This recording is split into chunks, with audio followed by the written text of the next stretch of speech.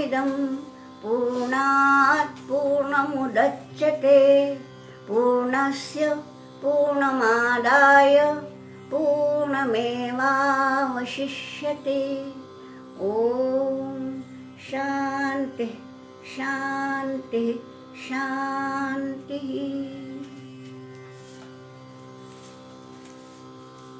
कल तक हमने देखा कि साधना और साध्य के जो मार्ग हैं, यानी ये भी बता दिया कि कुछ विद्या से तो कुछ अविद्या से, विद्या से भी अंधतम में जाते हैं। ये भी एक नया विचार हमने देख लिया। विद्या किसको कहें, अविद्या किसको कहें, इस पर अभी चर्चा शुरू है। और कल तक हमने 9वां और 10वां ये दोनों मंत्र लिए थे।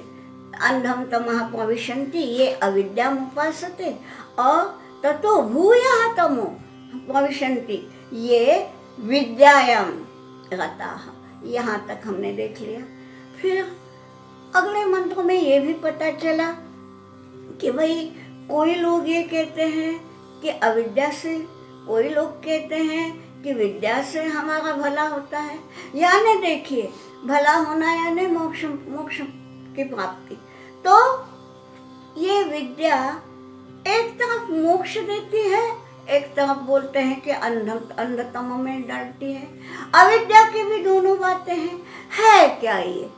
तो ये जो है ये बड़ा कठिन जटिल कूट प्रश्न है, और इसलिए हम आगे चलते हैं।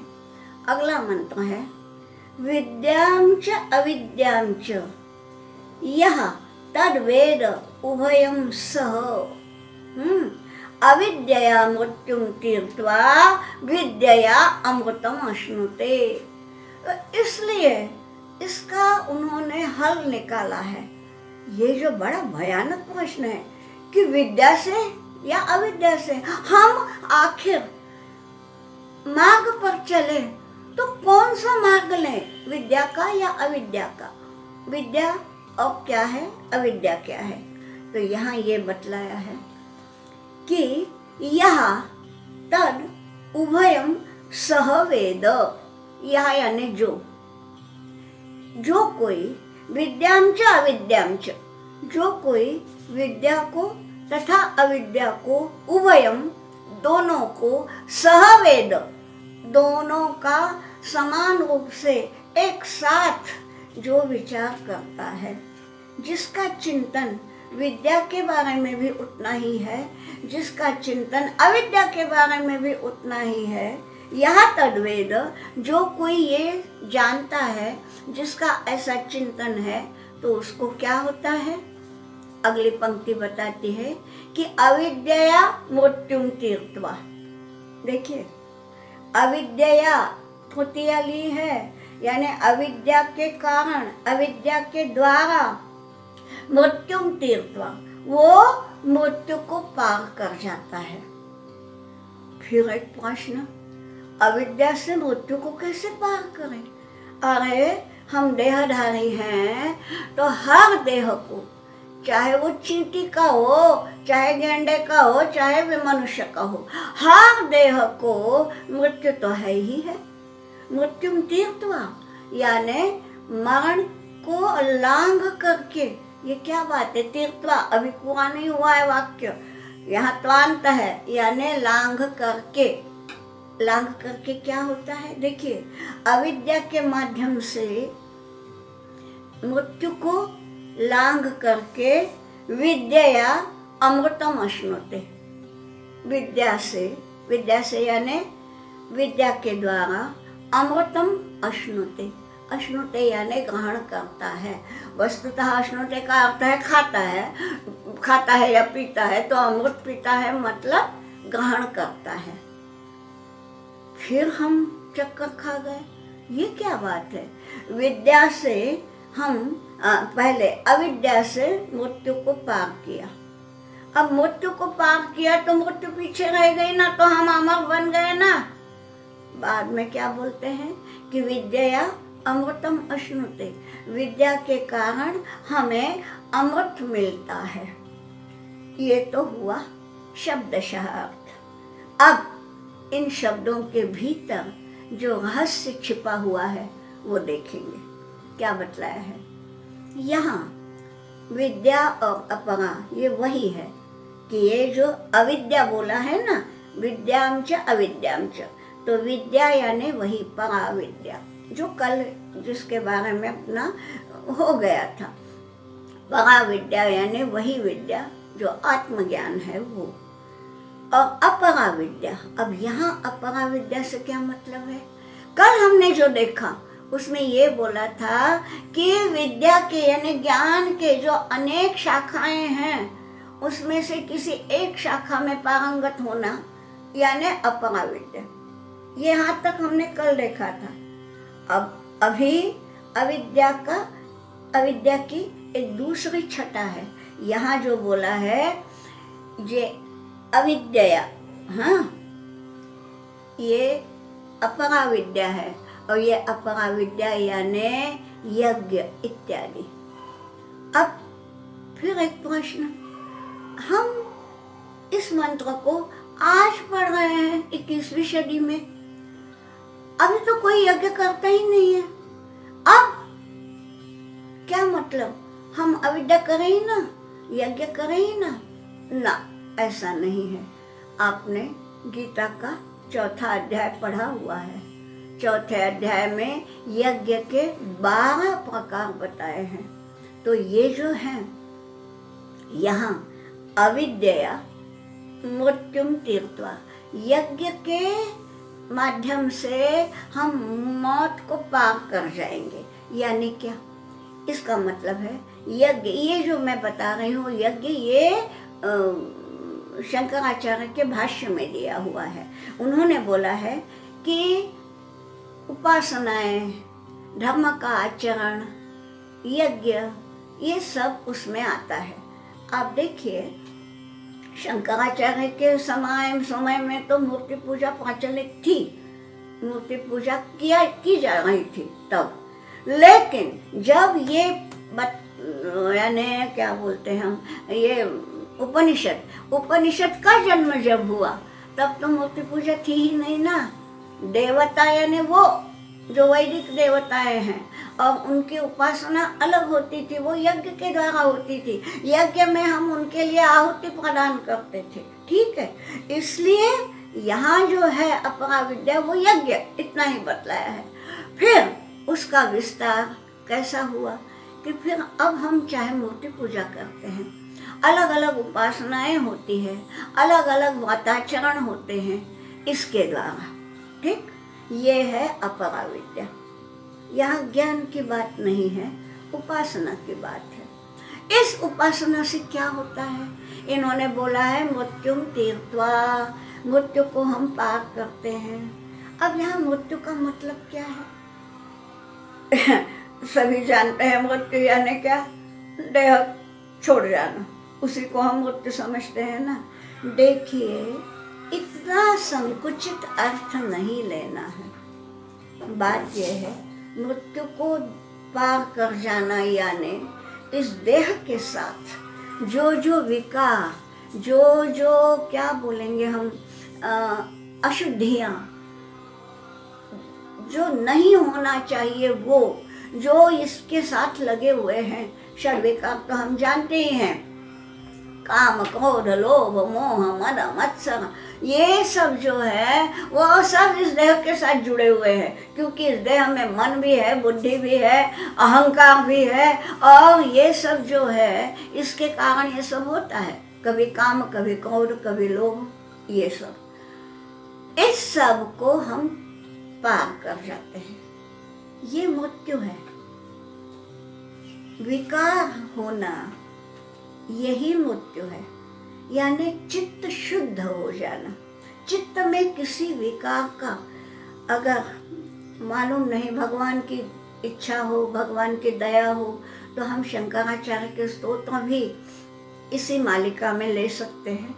अगर वैसा हुआ तो देखिए शंकराचार्य जी ने क्या कहा है, तो वो वही है कि चित्त शुद्धि जो है, एक बार ये चित्त शुद्धि हो गई, अहम क्या है, मैं कौन हूँ, मैं यानी उसी परम शुद्ध परमात्मा का मैं अंश हूँ। ये यदि समझ में आ गया तो हम शुद्ध हो गए ना। शुद्ध हो गए माने अशुद्धियां निकल गई। अशुद्धियां ही मौत है, साक्षात मौत है। कई लोगों को आपने सुना होगा कि वो बोलते हैं क्या हम तो जी रहे हैं, बस राह देख रहे हैं, मौत आ नहीं इसलिए ढो रहे हैं जीवन को, इस प्रकार बोलते हैं ना। अब कई लोगों के मुंह से आपने भी सुना होगा।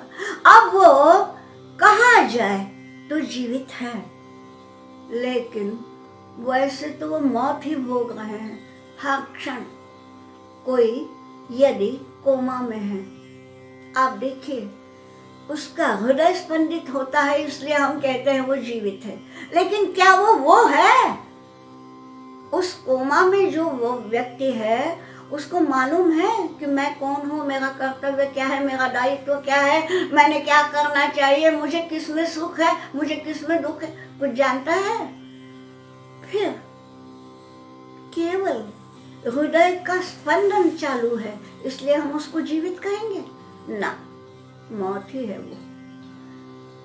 ये इस प्रकार की मौत को, यानी क्या, विकार भी हमें मौत ही ला देते हैं। जो विकारों में घिरा हुआ है, क्रोध से बलबला जाता है, जिसके मन में कुछ कामनाएं हैं, कामनाओं में जो लिप्त है और कामनाओं का वो बलि चढ़ जाता है, मौत नहीं है वो। इसलिए बोला है कि अविद्या मृत्युम तीर्थवा। जब हम यज्ञ इत्यादि, उपासना इत्यादि या व्रत इत्यादि कुछ भी, या मूर्ति पूजा भी आज आ गई, वो हालांकि उपनिषद काल में नहीं थी लेकिन आज आ गई है। ये इस सब के द्वारा जब हम कुछ समय बिताते हैं, जप करते हैं, ध्यान करते हैं, पूजा करते हैं, भजन गाते हैं, देखिए सब अलग अलग क्रियाएं हैं, लेकिन हर क्रिया में हमारा मन जो केंद्रित है वो वहाँ है। चाहे पूजा करें, चाहे जप करें, चाहे ध्यान करें, तो मार्ग भले ही अलग है, लेकिन हमारा केंद्र बिंदु एक ही है।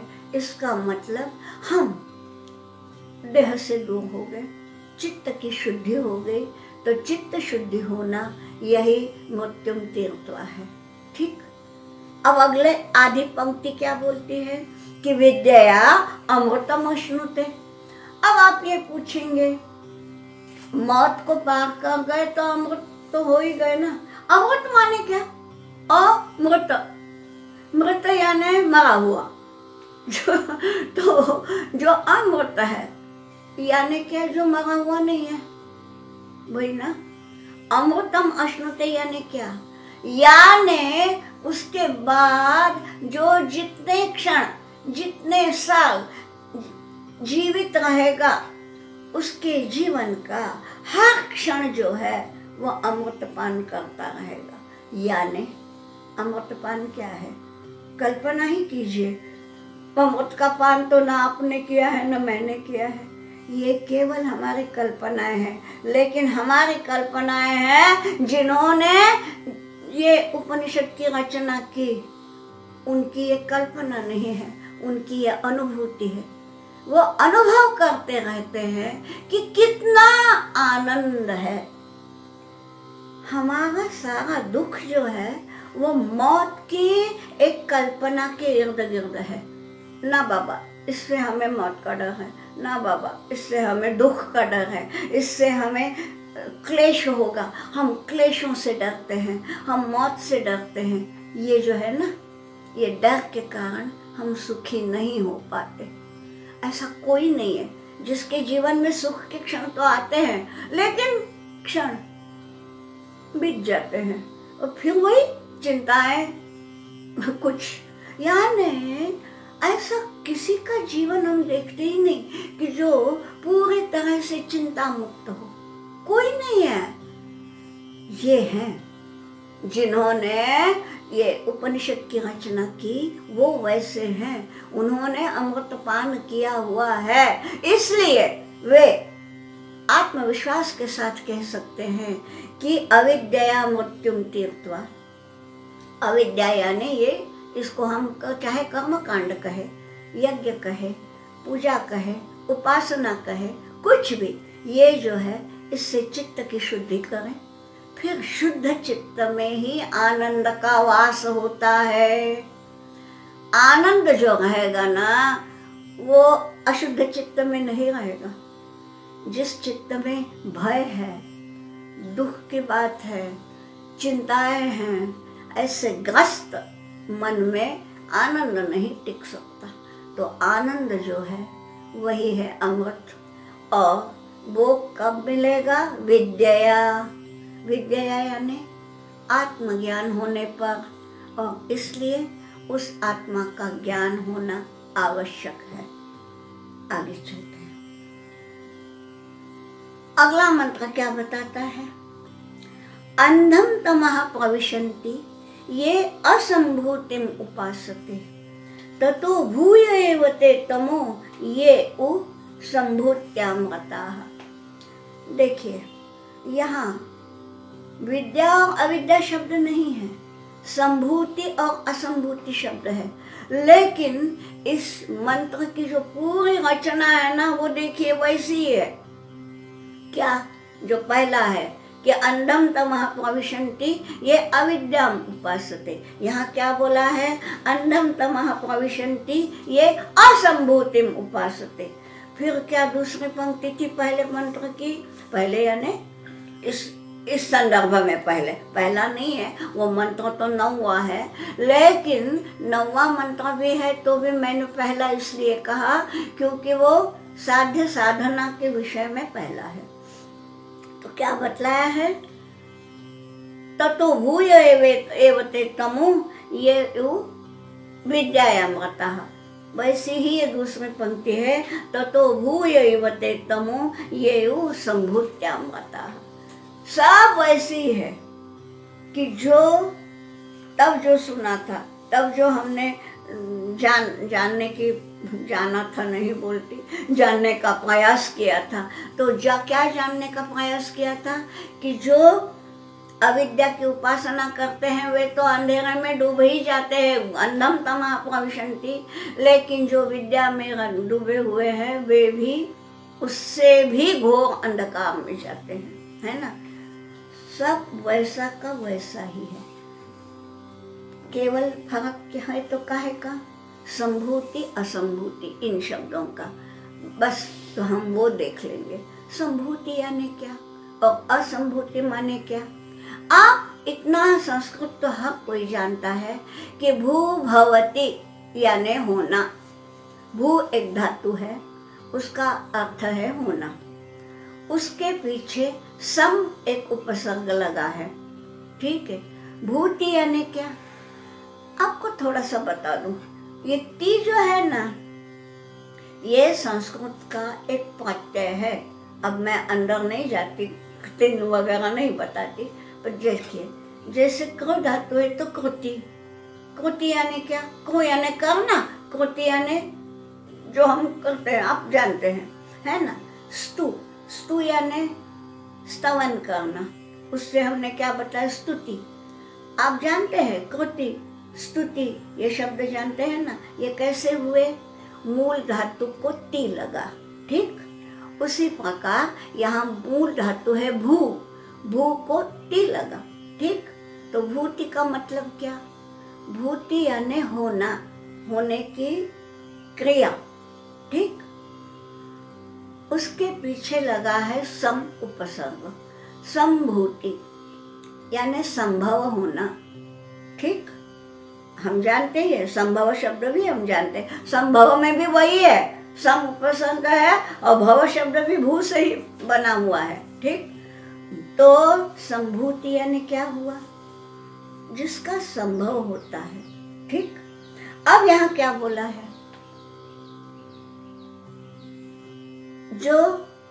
जिसका जन्म हुआ है, जो सृष्टि करके हम देखते हैं, यानी क्या? यानी हम भी भूति हैं, आप भी भूति है, और समभूति है। सम यानी समन्तात, ठीक, यानी सब जगह जो भूति दिखती है, पूरी सृष्टि, पूरा ब्रह्मांड, जो भी हमारे ज्ञानेंद्रियों के इसमें आता है, क्षेत्र में आता है। ज्ञानेंद्रियां हमारी क्या है? जो देखती है, जो सुनती है, जो सूंघती है, जिसका स्वाद लेती है, ये जो भी इसके विषय है, पंचेंद्रियों के जितने भी विषय है, वो सारे क्या है? संभूति है। ठीक, फिर असंभूति क्या है? असंभूति माने जिसका संभव नहीं हुआ, ये पहले ही बताया है। ततोभूय नहीं, ततोभूय नहीं, पहले क्या बताया था वो, क्या ये, यानी उसका जब कौन सा मंत्र था ये, हाँ, पर स्वयंभू कविर मनीषी परिभू स्वयंभू।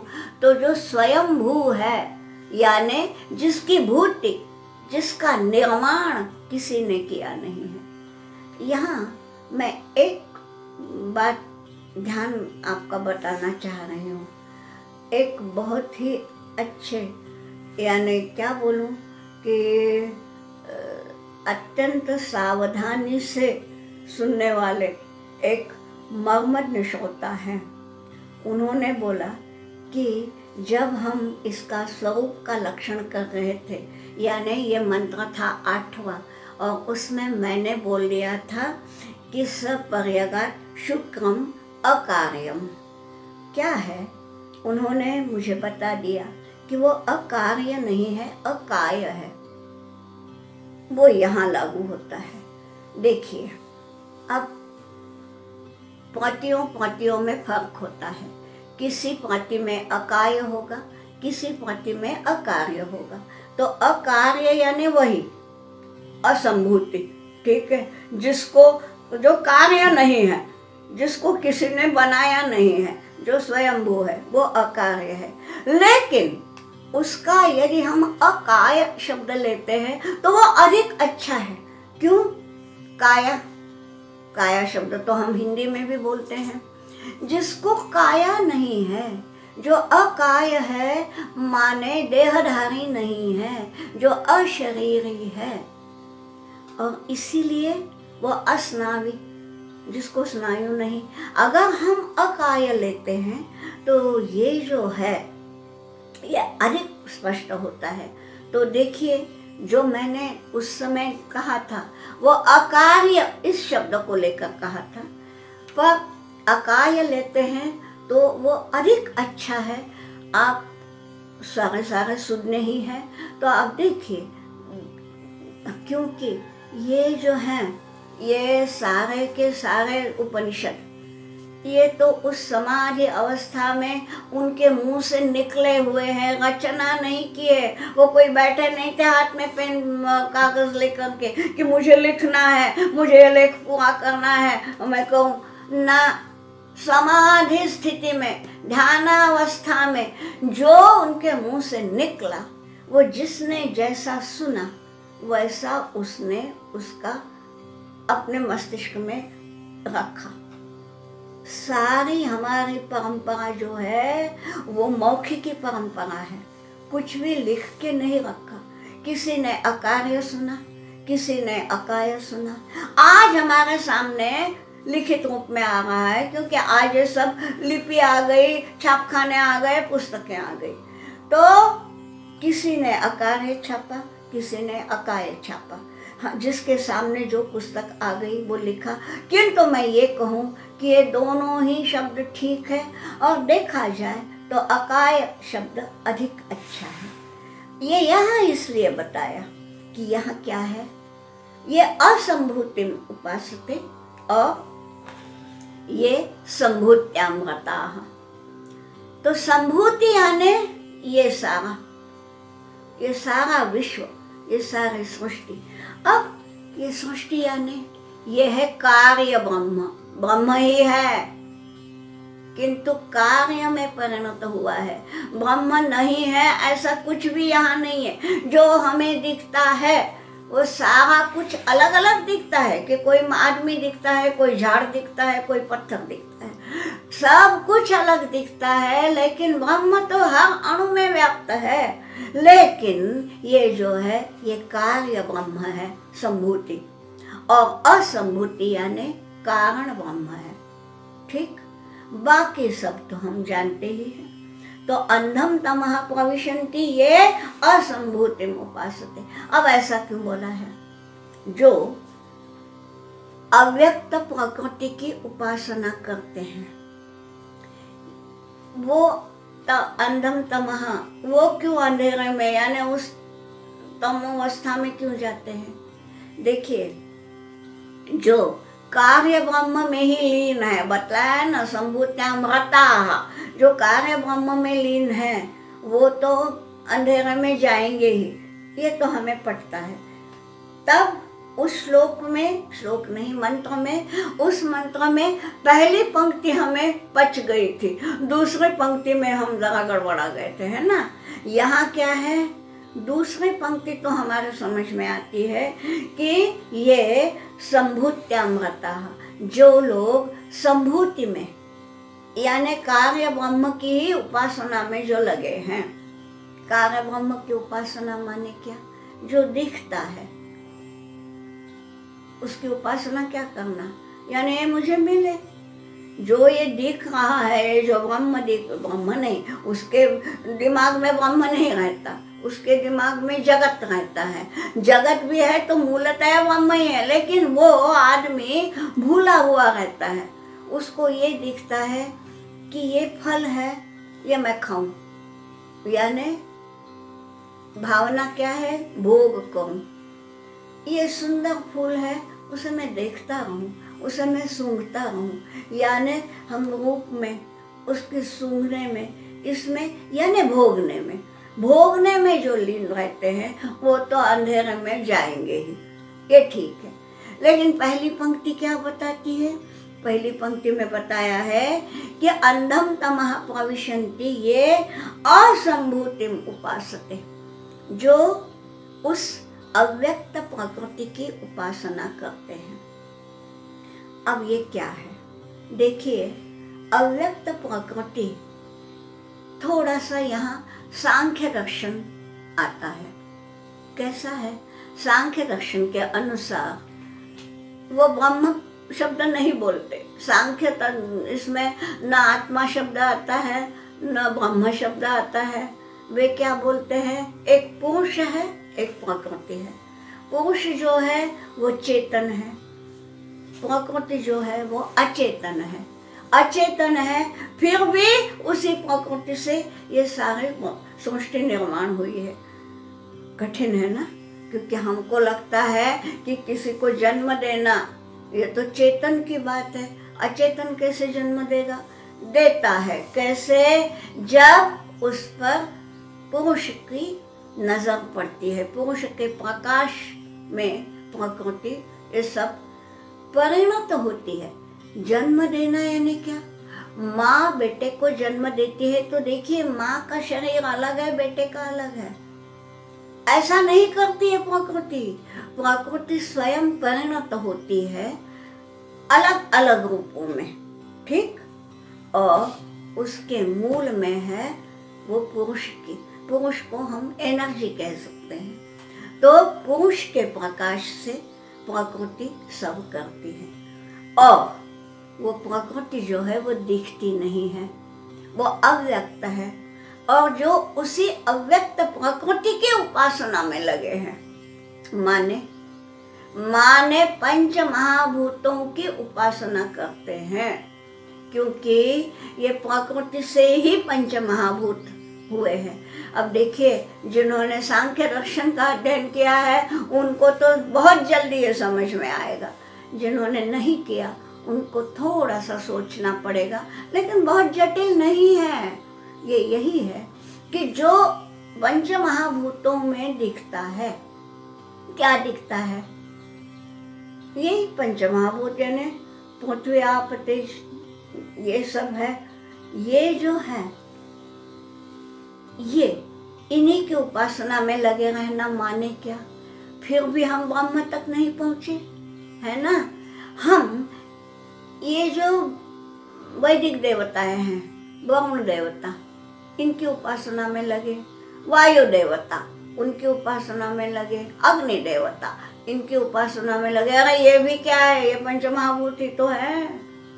तो इनकी उपासना में जो लगे हैं वो भी अंधेरे में ही जाते हैं। हाँ, घोर अंधेरे में वे जाएंगे जो संभूत्यामृता, ठीक, लेकिन जो उनमें नहीं, इस सृष्टि में नहीं, देवताओं की उपासना करते हैं, वो थोड़ा सा उनकी श्रेणी थोड़ी सी ऊपर है, उनका स्तर ऊंचा है, क्योंकि वो इस सृष्टि का भोग लेने की नहीं सोचते, बल्कि उनकी उपासना करते हैं। अरे हाँ, लेकिन फिर भी जो अव्यक्त निर्गुण निराकार ब्रह्म है, जिसको सांख्य दर्शन पुरुष कहता है, पुरुष समझेंगे, तो पुरुष तक नहीं जा पाते ना वो, इसलिए वे भी अंधेरे में ही रहते हैं, ऐसा यहाँ इनका कहना है। संभूति और असंभूति ये दो अलग अलग शब्द यहाँ है। कहना यही है कि हमें अगर मोक्ष लेना है तो सही ज्ञान चाहिए, और सही ज्ञान कब मिलेगा, काहे से मिलेगा, तो वो उस अव्यक्त निर्गुण निराकार निश्चल निर्विकार ऐसा जो परब्रह्म है उसको जानने से। और उसको जानना कठिन तो है, लेकिन उसी का मार्ग हमें ये उपनिषद बताती है, और इसी मार्ग पर हमें चलना है। अब आगे जो है वो हम कल देखेंगे। आज यही विराम। ओम पूर्णमदः पूर्णमिदं पूर्णात् पूर्णमुदच्यते पूर्णस्य पूर्णमादाय पूर्णमेवावशिष्यते। ओम शांति शांति शांति।